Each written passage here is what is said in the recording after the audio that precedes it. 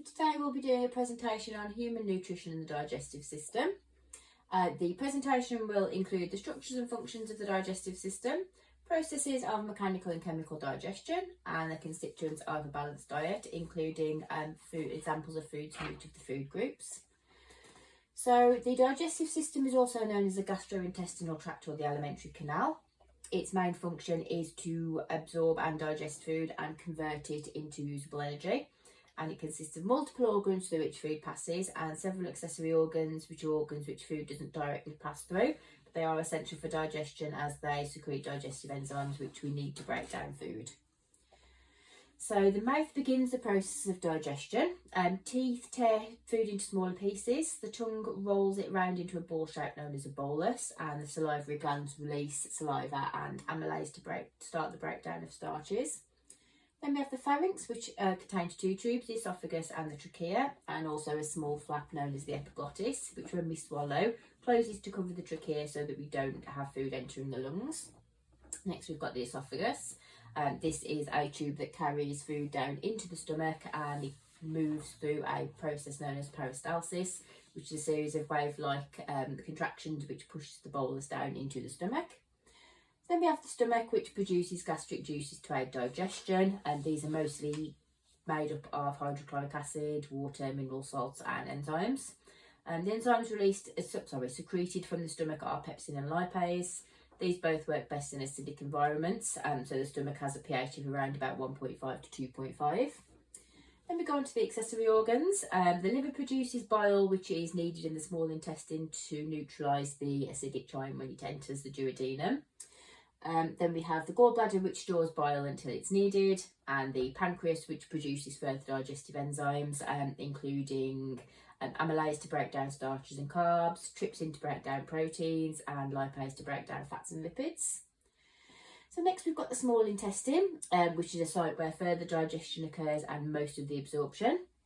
It begins with the duodenum, and there are further enzymes secreted here to break down the chyme into its smallest possible pieces.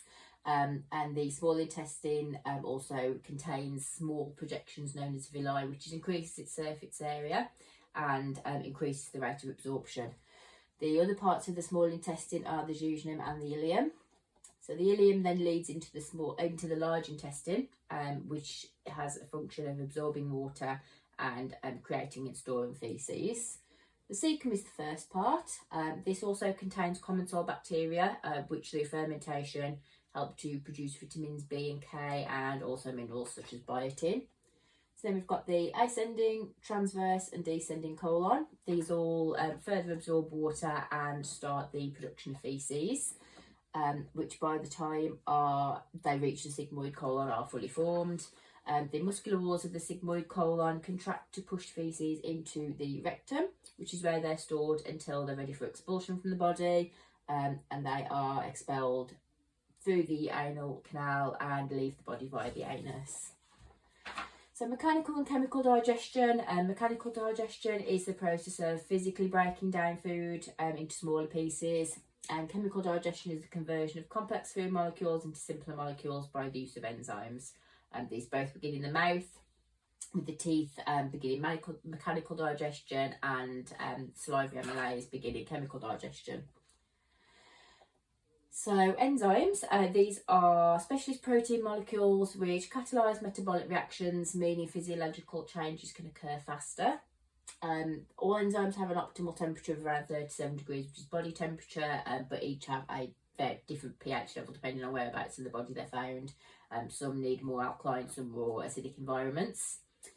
So during chemical digestion, enzymes assist in breaking down larger polymers such as proteins and carbohydrates into smaller monomers such as amino acids and glucose.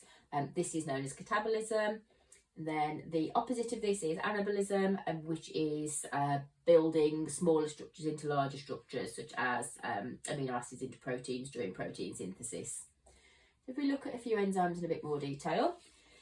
Pepsin is secreted from gastric glands in the stomach, and it breaks down proteins into peptides. It has an optimal pH of between 1.5 and 2.5, but it's neutralised once it enters the small intestine as it's no longer acidic enough. And we've got lipase, which breaks down lipids into fatty acids. It's secreted from either the chief cells in the stomach for gastric lipase. Again, this works best in an acidic environment and has an optimal pH of between 4.5 and 5.5. And then pancreatic lipase works better in an alkaline environment in the duodenum of the small intestine and has an optimal pH of between 6.5 and 7.4. Then we've got amylase, which breaks down starches into sugars. Salivary amylase, which contains a form of amylase known as pitolin. It has an optimal pH of between 6.7 and 7 degrees, and this starts to break down starches in the mouth. And then we've got pancreatic amylase, which works again in the duodenum in a more alkaline environment and completes the breakdown of carbohydrates. Has a pH, optimal pH of between 6.7 and 7. Components of a healthy diet. In order for a diet to be considered healthy, it must be balanced, which involves making sure we eat the right proportions of food from the food groups, and also that it must contain all essential macro and micronutrients. And it's also essential that we're eating the right amount of calories per day, which for men is 2,500 and for women is 2,000. So this is a diagram of the government's Eat Well guide. It shows the proportions from each of the food groups that we should be consuming and gives examples from each of those groups. So the food groups in a bit more detail. Fruit and vegetables, we should be aiming for at least 5 portions per day and eating a variety of colours to ensure that we're getting a wide range of vitamins and minerals that we need. They're also excellent sources of fibre and antioxidants. So 1 portion will be considered 2 satsumas, 1 apple, a banana, or 3 heaped tablespoons of carrots, peas or sweet corn. Meat, fish and alternatives. These are all good sources of protein, which is essential for cell growth and repair. They should be consumed preferably lean where possible to reduce saturated fat content. 1 portion would be considered a lean piece of meat the size of a deck of cards, a piece of fish the size of the flat of your hand, or a handful of nuts or seeds. So dairy and alternatives, these all sources of calcium, which is essential for bone development. And again, we should opt for low fat versions where possible, so that we can aim to reduce saturated fat content in our diet. We should be consuming 2 to 3 portions a day, and 1 portion would be considered a 200 ml cup of semmed or semi-skimmed milk, 150 ml of yoghurt, or a piece of cheese the size of a small matchbox.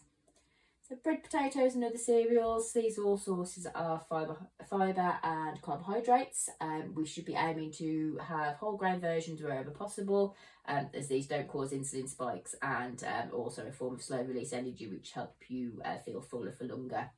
So men should be aiming to consume 8 portions a day and women 7 portions per day. And 1 portion of these would be 1 slice of bread, 2 tablespoons of rice, pasta or couscous, or a fist-sized jacket potato. And oils and spreads, which are fats. Fats are needed as part of a balanced diet. They're a major source of energy for the body, and they help to absorb fat-soluble vitamins. They also aid in building cell membranes and the myelin sheath, which surrounds nerve fibres. So they come as 2 types, saturated and unsaturated. Unsaturated fats can help to lower harmful LDL levels of cholesterol in the blood, coming from the following sources, such as oils, oily fish and some nuts and seeds. These are the preferred type of fats, whereas saturated fats are considered the bad fats, which can raise cholesterol and increase the risk of conditions such as heart disease, obesity and strokes. Water, although it's not strictly a food group, it is essential for life as the body is made up of 60% water. It transports nutrients around the body, supports chemical reactions, and it's needed in urine production to excrete waste from the body. So we should be aiming for 6 to 8 glasses a day or 2 litres.